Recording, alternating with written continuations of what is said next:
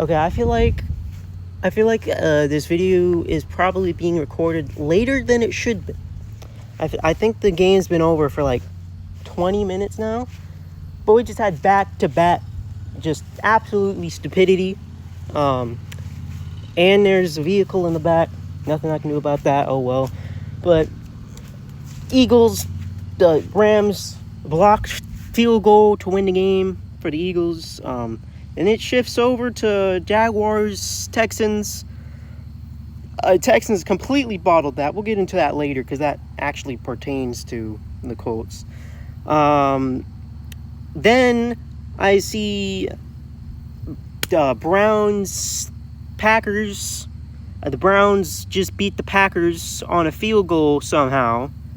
And then it shifts over to the Jets blocking a field goal when the Buccaneers were up 6, and then Baker drove them all the way down the field and kicked a field goal and won. There's been so much stupidity going on in the NFL today. Took way longer than I wanted to record this video. However, we are here, and overall, I'm just happy that I was not working today. I'm happy that I wasn't working. Because if I was working, I would have missed all of that. That would have not been fun. But anyways, let's get back into it. The Colts, 3-0. Again, first time since 2009. That's the same when it was 2-0, because our team has not looked good in the beginning of the year. Since 2009, to be honest. But Colts absolutely demolished the Titans. And honestly, we did all expect this. The Titans are not that good of a team. The Colts apparently are a good team, which is pretty interesting considering we're starting Daniel Jones. But and again, you can't really disrespect Daniel Jones either because he's playing lights out.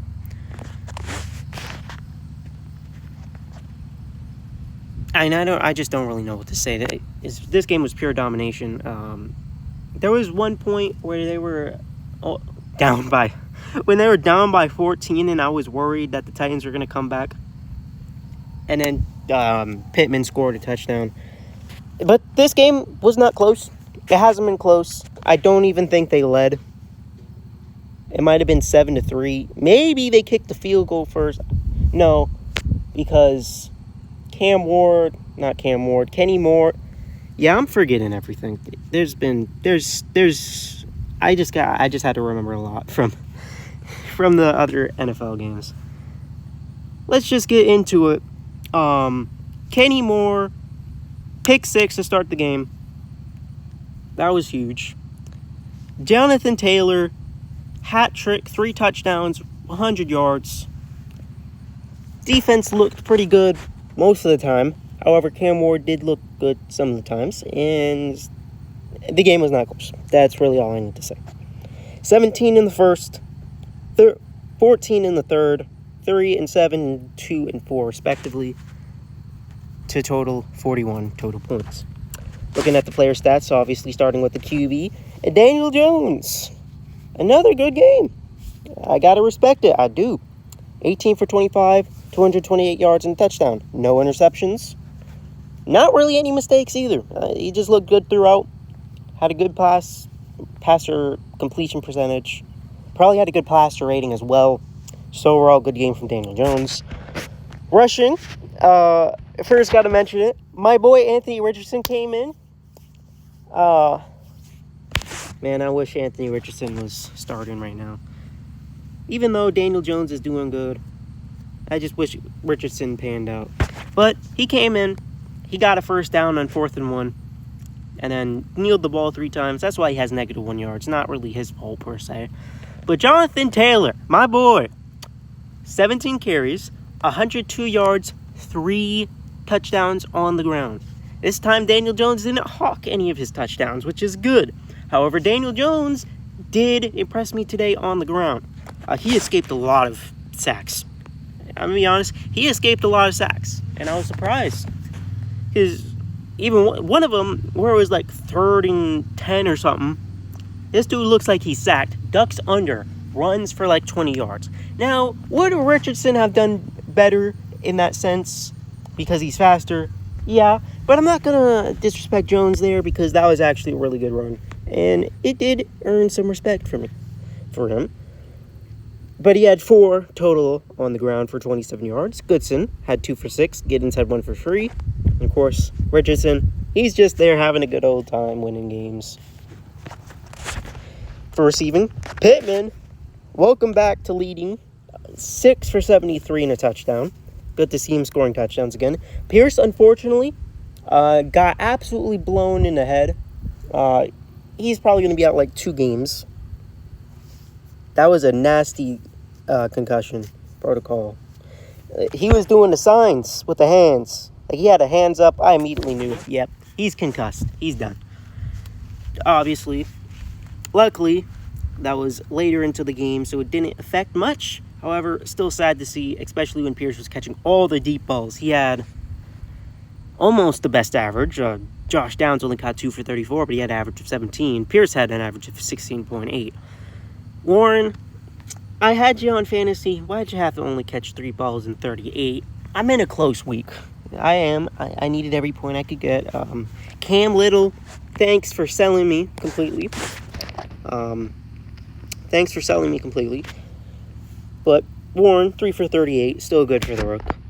Taylor also caught 3 balls for 16. And Mitchell, well, he was targeted, but he did not catch. However, when he was targeted, he drew a pass interference that got us down to 3, which gave me Taylor's 3rd touchdown, which I think Taylor had like 32 points on the day, which we'll take those. I'm not going to lie, I still think I'm going to lose the week. It's not looking good for me. On the defense, Nick Cross led on tackles, 5 tackles, 2 assists. Zaire Franklin just behind with 4 and 3. Lewis had 2 sacks. Pay had a sack. And Kenny Moore had a pick 6. Not just a pick 6. Unfortunately, he did get injured. I don't know how. I don't remember where. He did get injured. He had to exit the game. Hopefully he's okay because we need him. Howard, I don't like you. No, Howard's cool. Bynum played a good game too. Buckner also played a good game. We had a great game on the defensive line. We gave him a lot of pressure. The secondary was okay. Not the best, not the worst. He did get a pick 6. That's really what matters. For kick returns, Gold had 3 returns for 104 yards, and we had no punt returns. Schrader, he did end up missing a 50-yarder. Unfortunately, that was the first miss of his career. But he kicked another 2, as long as 36, and got 11 points on the day. And unfortunately, very unfortunately, Rigoberto Sanchez did punt once. It's unfortunate. I know. He did punt, and yeah, who cares? He punted once, 46 yards. His first punt of the season. A little sad that we can't have that, but you get what we get. On the other side, Cam Ward. Not the worst game. However, that was definitely not the best interception he threw. It's off a screen, but he went 23 for 38 for 219 yards and a touchdown. Pollard led rushing, 45 yards. Oh, yeah, that's not good. That is not good on 16 carries. He averaged 2.8 yards, but he did get a touchdown. Chestnut, I think he looked better. He only had 2 rushes, but he had 26 yards. Cam Ward, 3 for 12. And DK, 2 for 3, almost got a touchdown, inches short. He should have had that touchdown, but they gave it to Pollard. For receiving, Okonkwo had a good day, 5 for 66. However, Io Manor had a touchdown on 4 for 38. Lockett, 4 for 37. Helm, 3 for 27. Ridley had 1 for 27.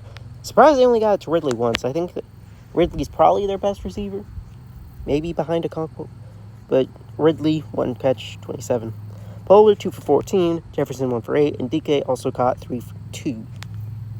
On their defense, their leading tackle was Barton, 5 for 1. Trailed by Hooker and Woods, both with 5 tackles. I don't believe they got a sack. Yes, they did not get a sack. No fumbles, no interceptions, nothing. Defense, it did not play good today for the Titans. For kick returns, DK returned 6 for 162. No punt returns for them either because we only punted once. And Sly, I feel bad for him. His long was a 57, but they forced this man to kick a 62-yarder and a 64-yarder, and he missed both. The 62-yarder was blocked, and the 64-yarder was just missed. But that was one dumb thing. It's 4th and 1. They act like they're going to go for it. And they burn a timeout, which isn't terrible. Then they allow a delay a game. It took it down from a 57 to a 62, and then Sly missed it. And mind you, there was 40 seconds left in the half. Gave us the ball at the 50. We went down, kicked the field goal. And then we're up like 20-6, I believe. There's not a good sort of plan from them at all. And it makes Sly's kicking percentage worse. For punting, Hecker also only punted once. Look at it. That was for 52 yards. But, they punted in the past 2 games, so it's not really as important as the Colts punted. In terms of total team stats, we led on everything. Again, for another week. 365 yards to 282. It was closer than a different week, aka last week. However, we still led on everything. 228 to 196 passing, 137 to 86 rushing, 6.9 yards played to their 4.3. We also had 2 more first downs, but we did have a worse third down efficiency. We went 2 for 8 in that case, while the Titans went 4 for 14, which is interesting, considering that doesn't really make sense. How we played the better game throughout, but we just did not do good third down. That's important, because in the future, you cannot go 2 for 8 on third down. You never want to do that. But we did go 2 for 2 on fourth down. They went 1 for 2. However, they had more plays, and they led time of possession. We got those quick scores. They had the long field goal drives. You never want to have long field goal drives when we have quick scores. Just saying. They allowed 4 sacks. We allowed none. Both teams punted once, and penalties absolutely destroyed the Titans this game. 8 for 68, while we only had 4 for 23. Just not a good day for the Titans if, you don't want to cause penalties. AKA everyone on the Titans. Which is kind of embarrassing because everyone is doing them. No fumbles, however, they threw an interception. And the Colts, they're 3-0. Looking at the South, of course, 3 games in, your Indianapolis Colts obviously lead the division. Unfortunately, and this is what I was talking about before, the Texans absolutely bottled the Jaguars game. Now, are the Jaguars really a good team? No. The Jaguars aren't as good of a team. However, they have a free guaranteed win. Unless Daniel Jones is the greatest player of all time, they have a free guaranteed win when we travel to their stadium. So basically, it's a tied division at this point. Of course, looking at it, we lead on PF and PA. Actually, no. We've allowed more points than the Jaguars and the Texans somehow. Of course, 3-win streak is really all that matters. Unfortunately, again, the Jaguars are 2-1, and the Texans are 0-3. I would have much rather liked the Texans going 1-3 and the Jaguars going 1-3 because that would have made it easier. We would have had a 2-game lead. However, I think it could also be better because the Titans suck. They're not winning the game. But the Texans are definitely a better team than the Jaguars. So taking that upset, moving them down to 0-3, pushing them way farther down, that could also be a good thing too. It's really going to depend. But again, all that matters, Colts are 3-0. And looking ahead,